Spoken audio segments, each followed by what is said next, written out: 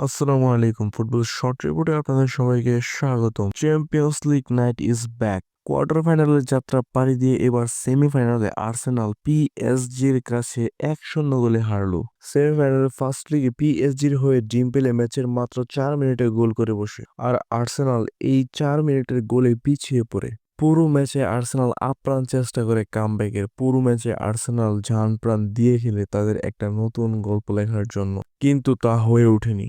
Arsenal একটা score করতে পারলো না, পিএসজির সাথে সমতায় আসতে পারলো না। এখন কথা হচ্ছে, আর্সেনাল কি পারবে পিএসজি কে সেকেন্ড লিগে বধ করতে? ইতিহাসকে বৃদ্ধাঙ্গুলি দেখিয়ে তারা কি পারবে চ্যাম্পিয়ন্স লিগের ফাইনালে খেলতে? আপনাদের কি মনে হয়, নাকি আবার পিএসজি সকল ইতিহাসকে ভেঙে তারা এবার ফাইনালে খেলবে? পিএসজির খেলার ধরন আর ফর্ম কিন্তু তাই বলছে। তারা কিন্তু এই সিজন লিগ টাইটেল জিতে নেয় অনেক ম্যাচ বাকি রেখে, অনেক ম্যাচ হাতে রেখেই লিগ ওয়ান লিগ টাইটেল জিতে নেয় পিএসজি। সো বুঝতেই পারছেন তারা এই সিজন কোন লেভেলের ফর্মে আছে। আর তাদের কাছে আর্সেনাল কিছুই না, যারা কিনা প্রিমিয়ার লিগের লিভারপুলকে হারিয়ে এসেছে। আমি ভেবেছিলাম ম্যাচটা একচেটে হয়ে যাবে, পিএসজি অতি সহজেই জয় নিয়ে ঘরে ফিরবে, কিন্তু তা হয়ে উঠলো না।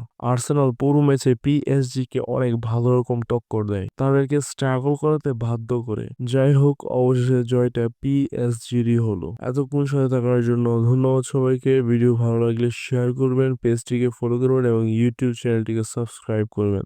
ধন্যবাদ।